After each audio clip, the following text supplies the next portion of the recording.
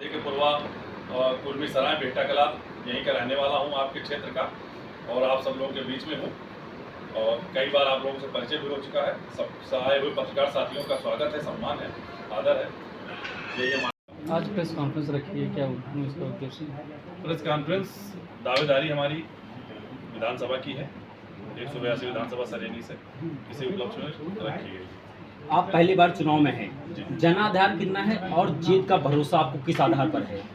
जीत का भरोसा हमारा सरेनी विधानसभा में समीकरण, जिस समीकरण को हमारा समाज, हमारा यादव समाज समाजवादी पार्टी के कैंडिडेट को हर बार विजयी बनाने का कार्य करता है। जब हमारे यादव समाज से हम कैंडिडेट हैं तो वो यादव समाज हमारे साथ है पूरी तरह से, और मुस्लिम समाज भी हमारे साथ है, जो हमारे सनातन को मानता है, हमारा सपोर्ट करता है, वो समाज भी हमारे साथ है। यादव समाज का लगभग कितना % वोट आपको जाएगा? यादव समाज का वैसे तो हम 100% के दावेदार हैं यहाँ पे, क्योंकि यादव समाज ऑलरेडी 2 कैंडिडेट यादवों के यहाँ से लड़ चुके हैं। उनके जनमत को देखते हुए वो बाहरी कैंडिडेट थे, और चूंकि हम यहाँ के मूलतया निवासी हैं, यहाँ के रहने वाले, यहाँ के बेटे हैं, तो हमारे साथ पूरा समाज हमारे साथ है। राजनीति में जो है जातिगत व्यवस्था की बात करना कितना उचित है? क्या नेताओं को ये शोभा देता है कि वो जो है जातिगत व्यवस्था के आधार पर चुनाव लड़ें? जातिगत व्यवस्था की बात नहीं है, बात यह है कि समीकरण आज की डेट में उत्तर प्रदेश का जो चल रहा है वो कैंडिडेट अपनी समाज के हिसाब से ही यहाँ पे चयन होता है। नहीं तो यादव जो है वो तो समाजवादी पार्टी की तरफ से, आप भारतीय जनता पार्टी की तरफ से आप दावेदारी कर रहे हैं। नहीं, समाजवादी पार्टी तो कभी थी यहाँ, राजा साहब समाजवादी पार्टी से जो समाज ने जितवाया, हर समाज क्या यादवों ने नहीं जितवाया, हर समाज ने जितवाया उनको। लेकिन राजा साहब क्या चुनाव के बाद यहाँ दिखाई दिए? चुनाव के बाद वो गायब हो जाते हैं, जनता के बीच में नहीं रहते। आपके प्रमुख मुद्दे क्या रहेंगे अगर आप चुनाव जीतते हैं? हमारे प्रमुख मुद्दे हैं चुनाव जीतने के बाद, एक तो किसानों के मुद्दे हैं, नहरों के मुद्दे हैं यहाँ के, और जो तहसील, थाना, ब्लॉक में जो हमारे विधानसभा की पब्लिक जो परेशान होती है उस भ्रष्टाचार में, बाबू, सेक्रेटरी, लेखपाल, जो ये सब हमारी पब्लिक को बार बार दौड़ाते हैं, परेशान करते हैं, उसके लिए हम ऑफिस यहाँ पे बनाने का, कार्यालय बनाने का काम करेंगे, हमारे लोग उस पर मेहनत करेंगे। सर, आपको नहीं लगता आप जिस पार्टी से चुनाव लड़ने की सोच रहे हैं उसने जो है किसानों को आवारा जो बेसहारा मवेशी हैं उनको उपहार में दे दिया है?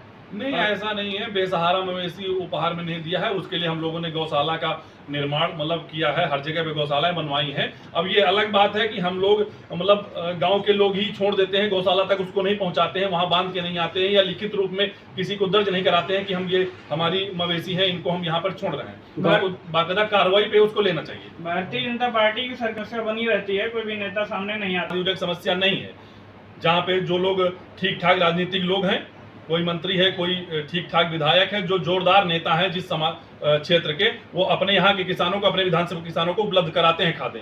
उसी में अगर यहाँ के नेता अगर ये चाहते और पूरी जोरदारी से काम करते तो सरेनी का किसान जो है खाद के लिए मुहताज नहीं होता। क्या आप सरेनी जीतने आए हैं या किसी प्रत्याशी को वोट काटने आए हैं? हम स्वयं लड़ने आए हैं, और हमारे जो राजनीतिक पितामह है माननीय राजनाथ सिंह रक्षा मंत्री जी, उन्होंने ही उनके आशीर्वाद है हमारे ऊपर, उनके परिवार का आशीर्वाद है, और हमारे समाज के जो मुख्यमंत्री हैं माननीय मोहन यादव जी, उनका भी आशीर्वाद है। लेकिन हमारे जो नेता हैं वो माननीय राजनाथ सिंह जी हैं, उनके आशीर्वाद से मैं यहाँ पे आया। अगर टिकट में रहेंगे या आप अपने कदम पीछे? पार्टी जो निर्णय लेगी उसी आधार पे हम चुनाव लड़ेंगे। पार्टी का, हमारे शीर्ष के नेताओं का ही जो आदेश है वो मेरे लिए सर्वोपरि। सरेनी आप वोट क्यों दे? आपकी क्या ऐसी उपलब्धि है कि जिस पर सरेनी आप भरोसा करेगा? कि सरेनी सबको आजमा के देख चुका है, यहाँ जितने लोग हैं सबको देख चुका है सरेनी, चाहे वो राजा साहब हो, चाहे वो जो कोई भी कैंडिडेट हो, मैं किसी को बोल नहीं सकता हूँ, लेकिन पर्सनली मेरा किसी से कोई दोष नहीं है। लेकिन जो सरेनी ने देखा उसमें मेरा भी घर है। ऐसा नहीं है कि सरेनी से मेरा घर अछूता हुआ है, तो अगर सब लोगों को कष्ट हुआ तो मेरे घर को भी कष्ट हुआ है, तो देख लिया है सबको। अब एक किसान का और बैकवर्ड पिछड़े का बेटा है, हमेशा राजा बने हैं, अब एक प्रजा बनेगी, तो क्या दिक्कत है? लगातार सरेनी में जो विधायक दौड़ा कर रहे हैं, जनता उन पर भरोसा करेगी या आप पर करेगी? दौड़ने से कुछ नहीं होता, आज सामने वाले को दिखना चाहिए। एक आदमी की आप मदद करते हैं, अगर 12 बजे रात को ठंडी में उठ के अगर नेता फोन उठा लेता है, एक आदमी की मदद करता है, तो वो आदमी 200 आदमी के बराबर है। एक आदमी आप सबके लिए केवल होर्डिंग और पोस्टर और बैनर पे नेता बने रहिए, उसका कोई मायने नहीं। सरेनी क्षेत्र के जनमानस के लिए आपके द्वारा कौन कौन से कार्य किए गए?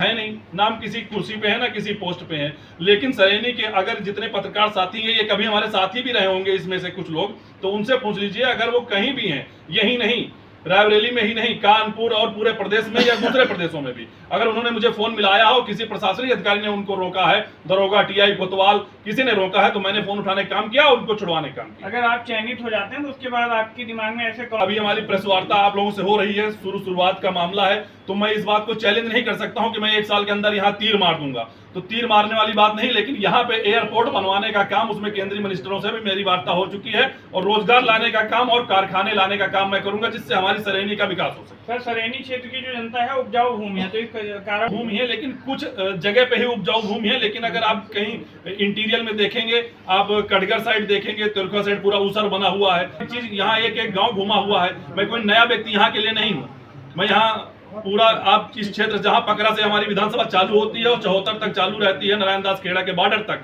वहां तक के लोग मुझे जानते हैं कि वो शेरजंग यादव क्या करते हैं। चुनाव लड़ने की आपकी सबसे बड़ी वजह क्या है? सबसे बड़ी वजह है कि यहाँ विधायक बनते आदमी गायब हो जाता है, और किसी को फोन करो तो फोन नहीं उठाते हैं वो लोग, उनके प्रतिनिधि जो है भ्रष्टाचार करने लगते हैं, उनके लोग पब्लिक का कोई कार्य नहीं सुनते हैं। तो इसलिए हम नहीं कह रहे हैं, ये पब्लिक की आवाज, आप लोग पब्लिक में जाएंगे आपको आंसर मिल जाएगा उसका। नेताजी, युवाओं के रोजगार के लिए आपका क्या रोड मैप होगा यदि आप विधायक बने तो? हमने बताया तो, युवाओं के रोजगार के लिए जो उपजाऊ भूमि है उसको छोड़ के जहाँ पे हमारी पड़ती भूमि है, जहाँ कुछ इंटीरियर भूमि है, जहाँ जंगल है, वहाँ की व्यवस्था हम उस हिसाब से करेंगे। आप पार्टी को सीट चाहिए तो शेरजंग यादव हैं, यहाँ से पार्टी ने 2 यादव यहाँ से लड़े, उन कैंडिडेटों का वोट बैंक भी देख लिए, हर प्रकार से हम यहाँ मजबूत हैं, सभी लोग लड़के देख चुके हैं, सब लोगों को पब्लिक देख चुकी है।